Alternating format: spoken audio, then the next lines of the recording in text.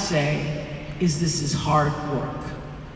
I've worked hard for a long time, and it's not about just winning. It's about not giving up. And if you have a dream, fight for it. And this is a part I love so much, y'all. This is worth a quote. There's a discipline for passion. And it's not about how many times you get rejected, or you fall down, or you've been beaten up. It's how many times you stand up and are brave and you keep on going. I just love that. There's a discipline for passion. Thank you. There is a discipline for passion. And guess what? This book that you've given everyone today, yes, this entire event, this is also an exercise in a discipline of passion for yourself. This is the time that is for you, to give back to you. When you give back to yourself, you sit in a state of gratitude, and then you are able to give to those around you and be kind. That is how we heal the world. So, someone had asked you, what do you see when you look at that Oscar, and you say you see a lot of pain. And was that because of the hard work, or is that because of the actual physical, mental pain that you had to go through up until that moment to get it? Well, it's not a huge secret, but some of you might not know in the audience tonight or who's watching, but I struggle with mental health issues, and I struggle also with chronic pain. Some call it fibromyalgia, or neuropathic pain. What does that mean, fibromyalgia? What does it mean? That is a very big question, Oprah. So, fibromyalgia is essentially a chronic pain condition that makes your body hurt through your brain. Now, someone that might be watching this that has it might be saying, don't tell me that my fibromyalgia is in my head, because my whole body hurts. And even sitting here with you today, I'm in head-to-toe pain. But what's interesting about it is that I have found through neuropsych research and my relationship with my doctors that fibromyalgia can be treated through mental health therapy. And mental health is a medical condition. It should be treated as a medical condition. It should not be ignored. And So twice you've said you have mental health issues. Yes. What does that mean for you? Because as I was sharing with you on the phone, I have a girls' school with girls who've come from traumatic backgrounds. Yes. And I didn't know until I started the school, because I had this idea that I'm going to create the school and everybody's going to come and they're going to give an education, and they're going to go out in the world and everything's going to be fabulous. I had no idea the impact that trauma yes. has on your mental health. Well, I've shared this with you, and I will share it again, very vulnerably with all of you. I could open my book and read it, but I'll just tell you. So I was raped repeatedly when I was 19 years old. And I also developed PTSD. And as a result of the rape? As a result of being raped. And also not processing that trauma. I did not have anyone help me. I did not have a therapist. I did not have a psychiatrist. I did not have a doctor help me through it. I just all of a sudden became a star and was traveling the world, going from hotel room to garage to limo to stage, and I never dealt with it. And then all of a sudden, I started to experience this incredible, intense pain throughout my entire body that mimicked actually the illness that I felt after I was raped. So what that is. Were you raped by someone you knew? I was raped by someone that I knew repeatedly, and it was a trauma response. So when you ask me about what fibromyalgia is, what I would like for you to know and to shine a light on is that many people don't know what it is, and we need to all get together and figure this out. And this is how we're gonna do it. There's the neuropsych aspect. There's also an immunity aspect, that where there is a possibility that the immune system has something to do with fibromyalgia or trauma response or neuropathic pain, whatever you want to call it. And there's also some similarities in my condition to autoimmune diseases, but fibromyalgia is not an autoimmune disease. So what I take an oath as a commitment today with you is it's 2020, and for the next decade and maybe longer, I'm going to get the smartest scientists, doctors, psychiatrists, mathematicians, researchers, and professors in the same room together, and we are going to go through each problem one by one, and we are going to solve this mental health crisis.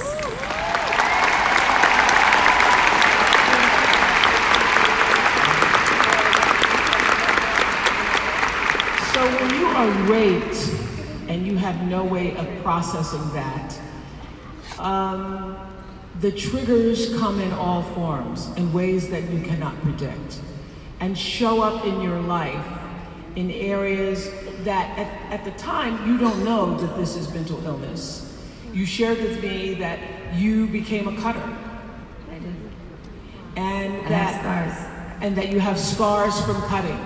Can you explain to me, because I have girls at my school who cut, and I still to this day don't understand what it means. And I know if you were in this audience, some of you have raised daughters who were cutters. Yes. What is that? Well, I like to say I used to cut. Yeah. As opposed to saying cutter, and I think I did say that with Yes. you in our interview. I love you too, sweetheart. I like to say I used to cut as opposed to I am a cutter, because then that I identify with it, Yeah. and that's not healthy for me. And when you speak things out into existence, you're feeding back something to your brain that you don't want to. Right. So I used to cut. Cutting for me, I believe, happens for a variety of reasons. I also used to throw myself against the wall. I mean, I used to do some horrible things to myself when I was in pain. And the truth is there's two reasons I believe that this happens. And this is my own personal expertise just from my experience. Is that for half a second, right, if you cut, you get some relief from the other pain that you're feeling because you have pain somewhere else. But then after, what happens is then you see the blood, and then you feel chaotic, and then you spiral more and more out of control, and it is actually not helpful in any way, and it is going to make your spiral worse. It will make the neurotic state that you're in something that is going to be prolonged instead of shortening the amount of time that you're in it. Another reason, though, that people cut also is to show. And my mom and I always say with Born This Way Foundation, tell me, don't show me. So sometimes I would cut because I didn't want to feel pain, and other times I would cut because I wanted to show people that I was in so much pain, You were in pain. that I needed help. Yeah. And so, when you were speaking on stage at the Oscars about working, it's not about winning, it's about never giving up. All the times you were beaten up and you kept getting up. What kept you getting up? All of you.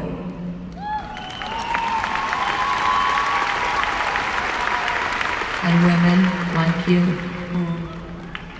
Faith, inspiration, hope.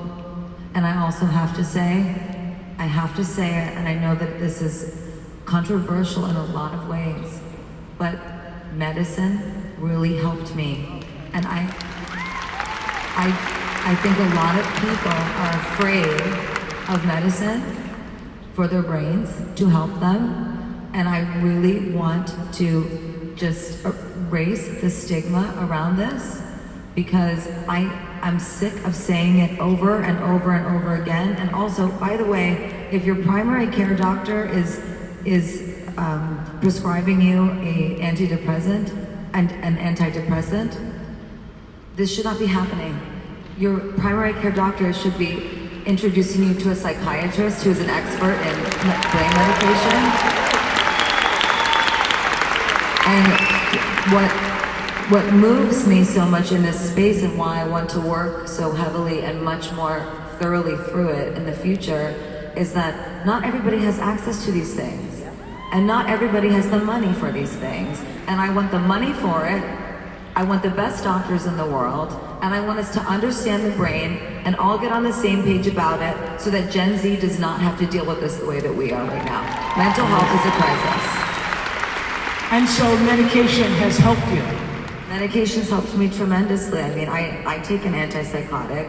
I'm in the 1.4 percentile of people that do. And if you didn't take that medicine, what would happen? What would your life be like? I would spiral very frequently, and I would spasm in my sleep. Wow.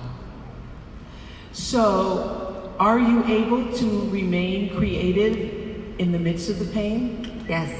Really? Yes, and that has come from both medicine, therapy, dialectical behavioral therapy, cognitive therapy. DBT therapy, yes. DBT therapy, yes. And also, it's come through something that I learned through DBT, which is called radical acceptance. I am sitting here with arguably the most powerful woman on the planet. And I have radically accepted that I will put my shame in a box all the way over there and make it very small. And say to myself, I have mental health issues. I take a lot of medication to stay on board. And I'm a survivor. And I'm living and I'm thriving and I'm strong. And I'm gonna take all my life experiences and I'm gonna share them with the world and make it a better place.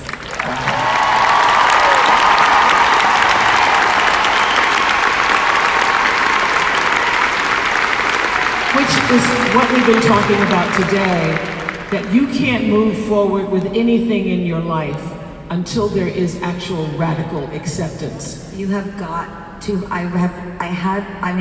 listen, I needed like a glass of wine when they told me this. I remember sitting with my doctor. His name's Andy. And Andy's like, you need to radically accept that you're gonna be in pain every day. And I was like, are you kidding me? I was like, that's how I'm gonna heal? It's just by accepting that I'm gonna feel awful all the time. I'm gonna be in head to toe pain constantly. And he said, you have to radically accept it. And guess what? It took a little while, but I did. And you know what else happened after that? What? Slowly, the pain dissipated. Slower and slower and slower. And then all of a sudden, I can function. Because I was on the couch, Oprah. I was laid out. I could not move. I was being assessed by doctors to see if they could eat. I had a psychotic break. I told you this in our interview before. Yes. They were just trying to see if they could get me to move at one point. And radical acceptance was key. Also being open to taking medicine and also being open to talking about my trauma. And it's one of the hardest things that any human can face. And it's a lot easier to go home and have a bottle of wine or 2 or 3, right? Like just numb it all away. Right. Or dig deep. Well, I think this idea of radical acceptance applies to every crisis, every difficulty, every challenge in your life, is what I was saying earlier, that all stress comes from wanting something to be what it isn't, and it doesn't change until you first accept it for what it is and then make a decision about what do I do next. It's problem solving. You know, it's something in DBT that they teach you is about emotions, and then I'll explain it. So if I say I'm upset, right? Then I'll say, why am I upset? And then I will write down all the reasons, and then I will check the facts. And if the emotion of feeling upset fits the facts, then I'll go to the next stage and I will say, okay, what action am I going to take now to solve this problem? So if I'm upset because I'm in pain, right? then what's my action going to be? I'm going to take my medication that's going to help me. I'm going to reach out to a friend or my doctor and tell them that I'm not feeling well, and I'm going to try to get to the core of the issue inside of me and speak it out into existence and do the cognitive work to say, I am upset because today I am triggered about being raped when I was 19, and I'm having a trauma response, and I'm going to take my medication, and I'm going to try to calm down my nervous system as much as possible so that this pain dissipates.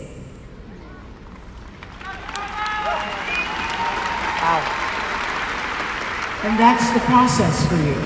That is the process. That's one of many processes. I can get triggered by lots of different things, by movies, things that people say. I could get triggered by this conversation. Yeah. I'm not. Whatever. I don't want you to be triggered by this conversation. You know what I found interesting? You became famous really quickly, even though there had been so much work put into getting to the point where we then knew you and you became famous. And you made the decision, or have made the decision, that you're not interested in just fame, but you're also looking for impact. I want impact. I always did. I thought it was just through music at one point. I had some dreams of being an actress.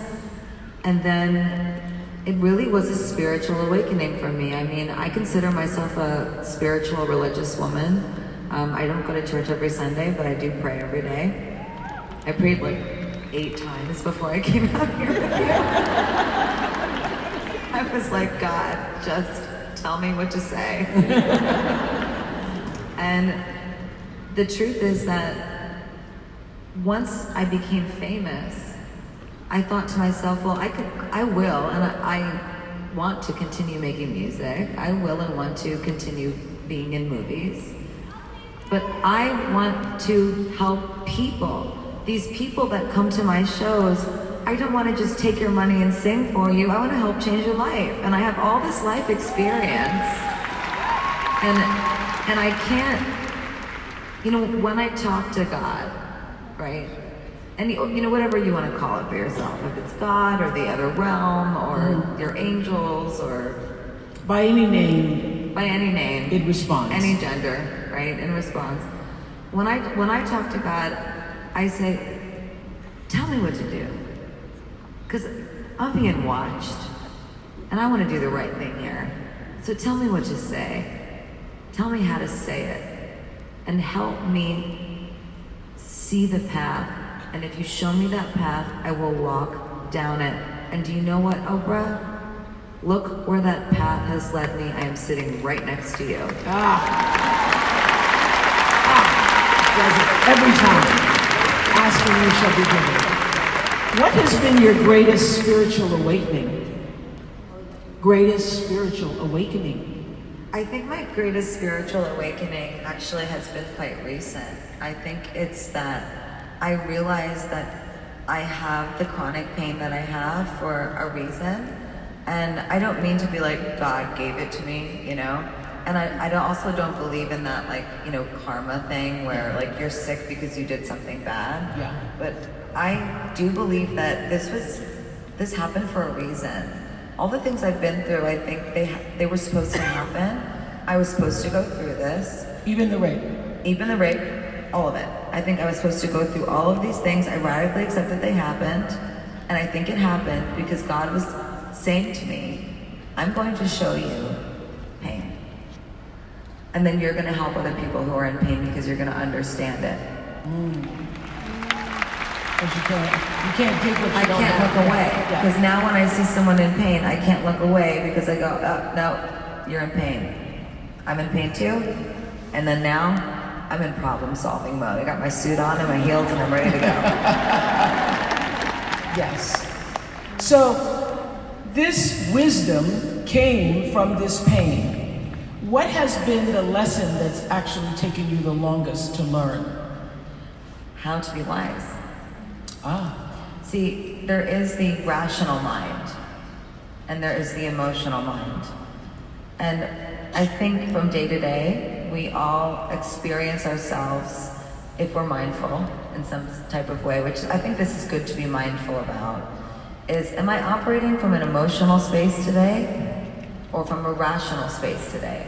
Meaning, when I say rational, I mean cerebral, like intelligence, thoughts, facts, just really pragmatic.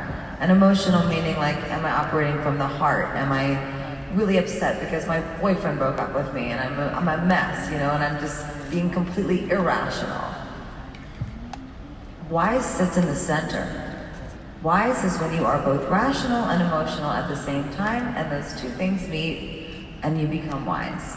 And that was the lesson that I learned. I mean, I had to learn how to pull myself back from either place and then sit in the center, because actually a psychotic break, and if you look in the brain, or it's sort of a metaphor about the brain, it's like if you're centered, you're in here. Because right? you had a psychotic break. Right? I had a psychotic break. I'll explain what happened. Okay. So here's my brain, right?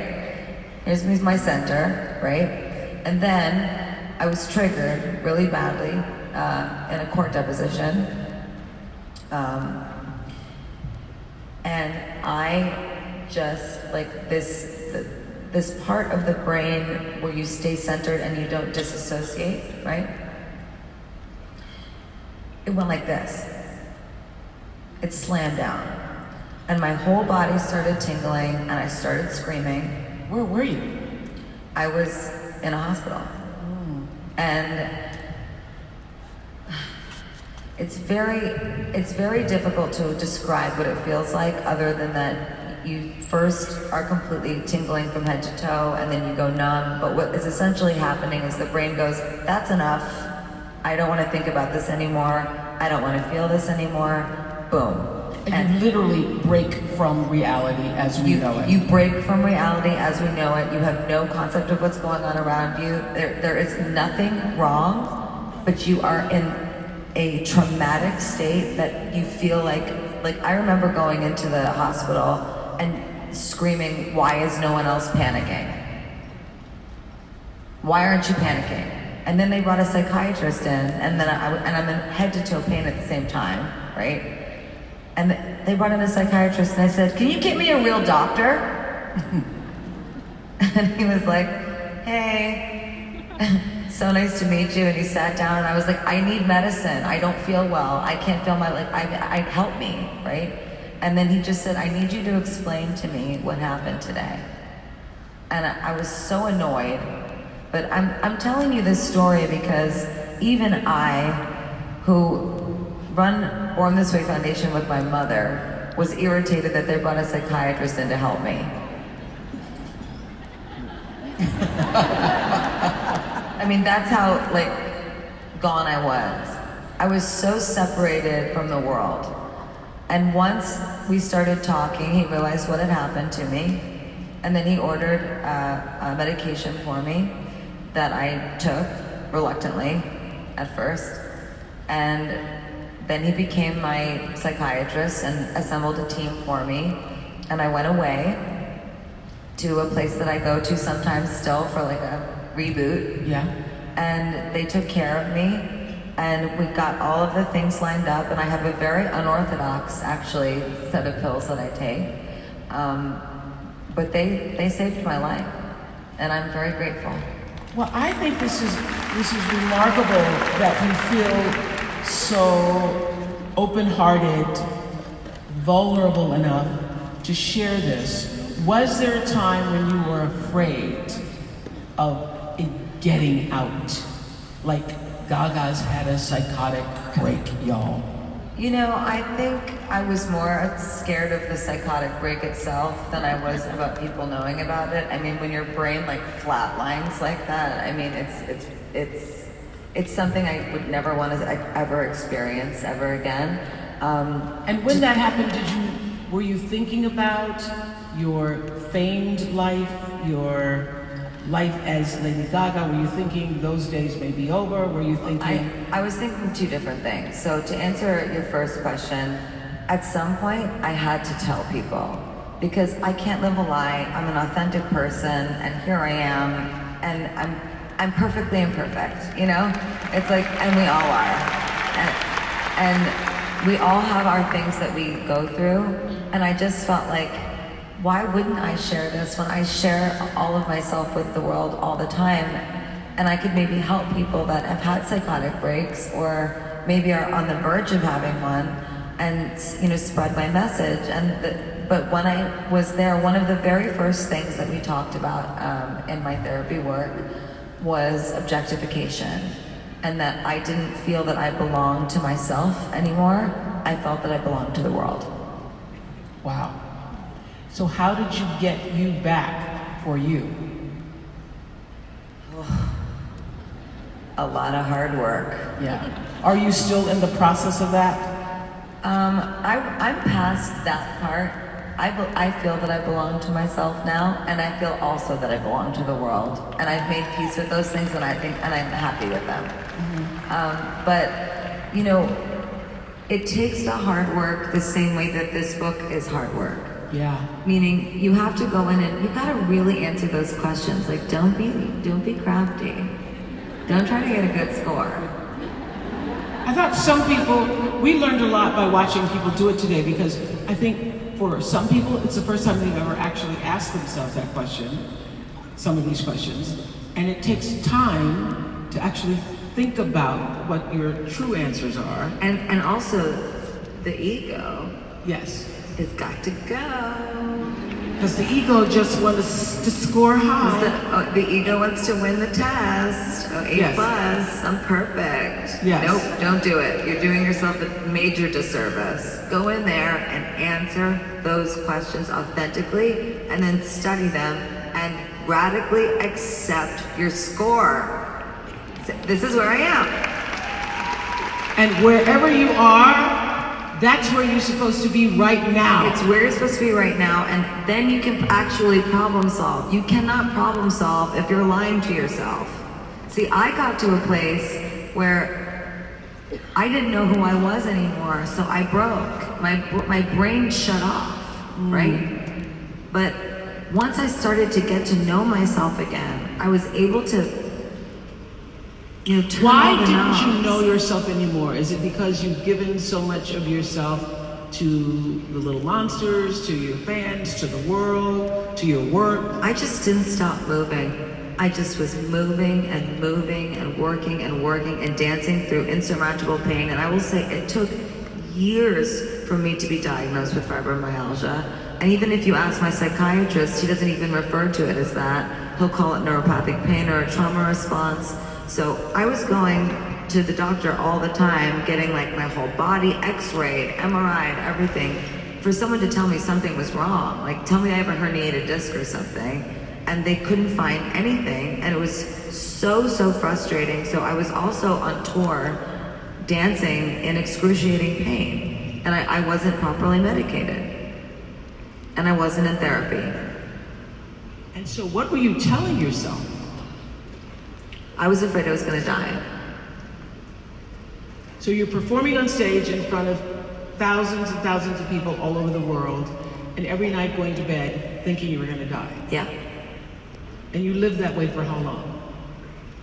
I would say I lived that way for about 5 years. That's so sad. And I radically accept those 5 years. Because they made me who I am.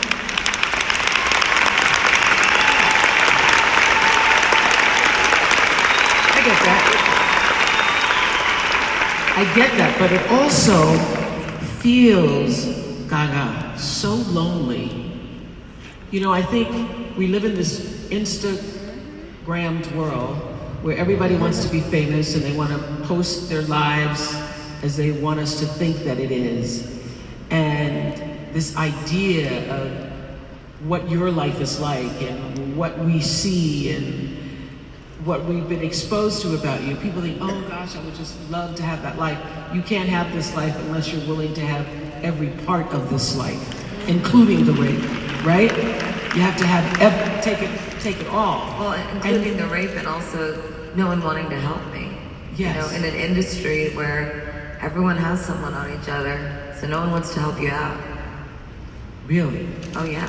No one wanted to help me. No one wanted to help me go after that person. put that person where they belong, which is jail. Yeah. And I'm not ashamed of it, but through the whole Me Too movement, have made the personal choice not to say who it is, because I choose to not relive it. And that's my personal choice, and I hope that the world respects that. But let's talk about the loneliness for a moment. I think everybody has this assumption that if you're famous, you're always surrounded by people who are doing things for you, and you're being supported and nourished and given everything that people imagine in their lives they would want for themselves. But it's also a lonely journey. It's lonely, and when you have chronic pain, it's extra lonely because it's just you that has it, and you can't make someone else feel it. You feel completely alone. And let me tell you something. I might be famous, but if you think that someone's bringing me caviar all day, they're more likely to be giving me a bowl of ice to dunk my head in so I don't have a dissociative state. So, my friends that I work with, I don't ever say that people work for me. They take care of me every single day so that I can be healthy and do my work, do what I love, and also because they so much believe in my mission. And for all of them that are here today, I would like to thank you so much for what you have done for me, my second family, so that I can be here with Oprah and talk to you about this importance of self-care and shine a light on something that is so important. Let's be radical. Let's change things.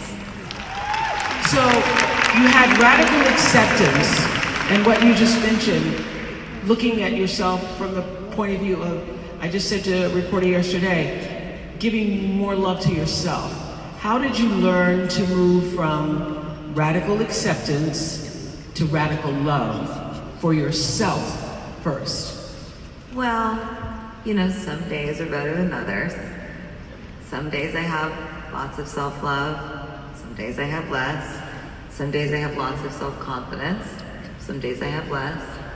But I had to radically just accept that every day can be different, and that's okay. It doesn't mean we're not moving forward. If in therapy, they say sometimes when you take 3 steps forward, you might also take 1 step back. What's important is to try to keep tabs on making sure that if you take 2 steps forward, you don't also do something that takes you 10 steps backwards at the same time. So, my practice and my commitment is gratitude. And gratitude even in the midst of the pain? Gratitude even in the midst of the pain. I do this all the time. I will be laying on my porch in pain, crying, and I will say, thank you, God, for this pain. Thank you. I surrender it to you. This pain is meant for me and my body right now. I'm here in this moment, and I'm learning.